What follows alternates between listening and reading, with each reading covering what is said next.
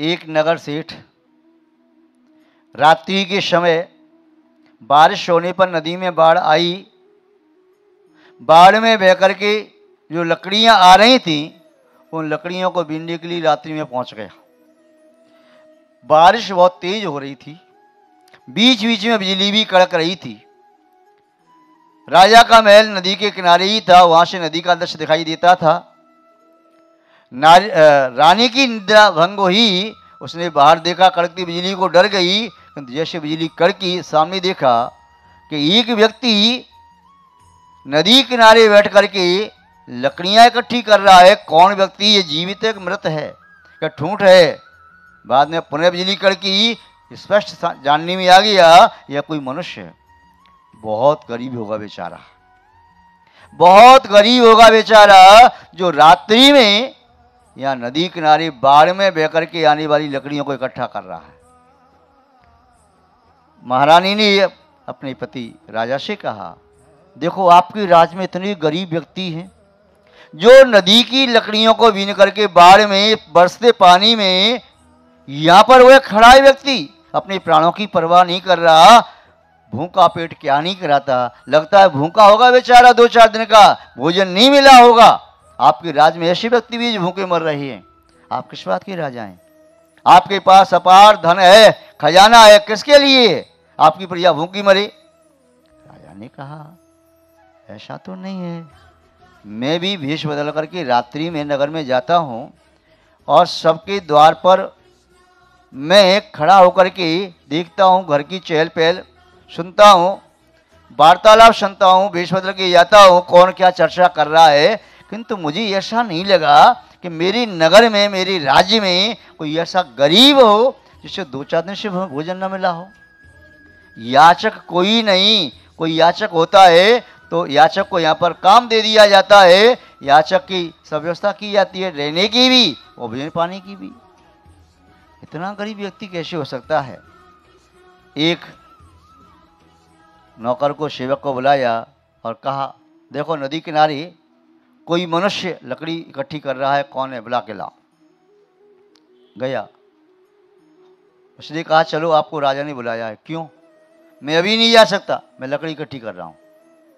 अरे भाई, लकड़ी इकट्ठी क्यों कर रही? इकट्ठी लकड़ी कर रहा हूं, मुझे आवश्यकता है, धन चाहिए, पैसा चाहिए, हम राजा से आपको दिलवा देंगे। बोले राजा ने नहीं दिया तो? बोले विश्वास करो, राजा ने बुलाया है, हमारा राजा बहुत न्यायप्रिय, दयालु है, करुणावान है, वह सबका ध्यान रखता है, प्रजा का पुत्रवत पालन करता है, इसलिए राजा आपको अवश्य देंगे, चलो। प्रातःकाल हुआ, राज दरबार में से उपस्थित किया। राजा ने पूछा, भाई तुम रात्रि में नदी किनारे बाढ़ में बहकर के आई लकड़ियों को इकट्ठा कर रहे थे? हाँ महाराज, आपने ठीक देखा, सही कहते। क्यों? महाराज आप तो जानते ही हैं व्यक्ति ऐसा काम क्यों करता है, उसे धन की आवश्यकता है, मुझे भी धन की आवश्यकता है। धन तुम्हें क्यों चाहिए?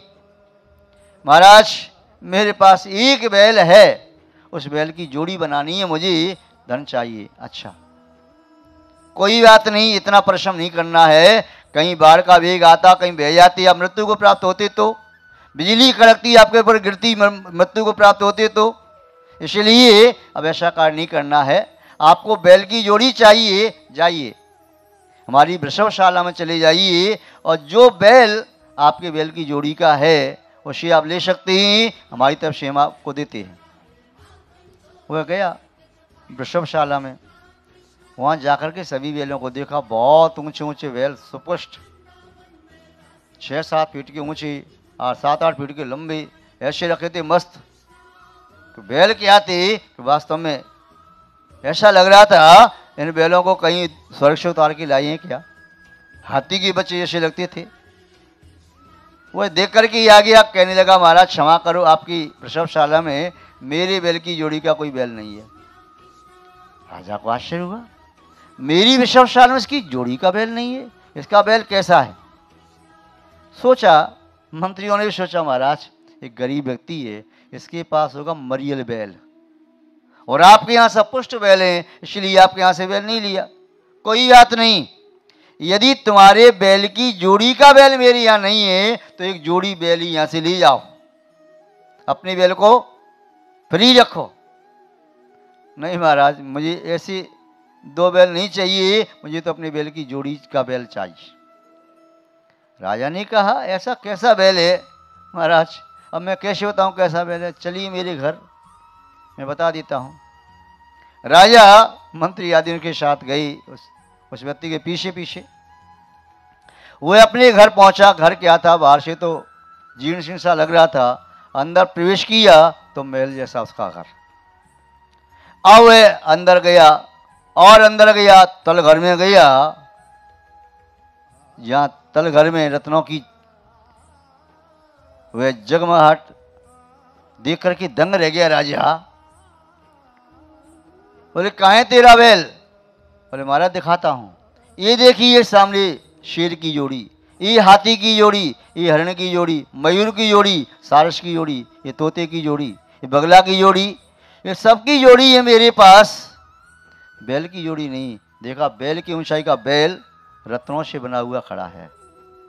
राजा सोचता है इसके पास इतना वैभव है, ऐसा बैल तो मेरे पास भी नहीं है। इतना धन होने के बावजूद भी ये इतना कंजूस, अपने प्राणों की परवाह किए बिना रात्रि में लकड़ी बीनने चला गया। लोभ व्यक्ति से कुछ भी करा सकता है। लोभी व्यक्ति कुछ भी करने को तैयार होता है, वह प्राणों की भी परवाह नहीं करता। और लोभी व्यक्ति जब लोभ के आवेश में होता है तो लोभ का प्रकर्ष आता है तो व्यक्ति की बुद्धि भ्रष्ट हो जाती है, विवेक नष्ट हो जाता है।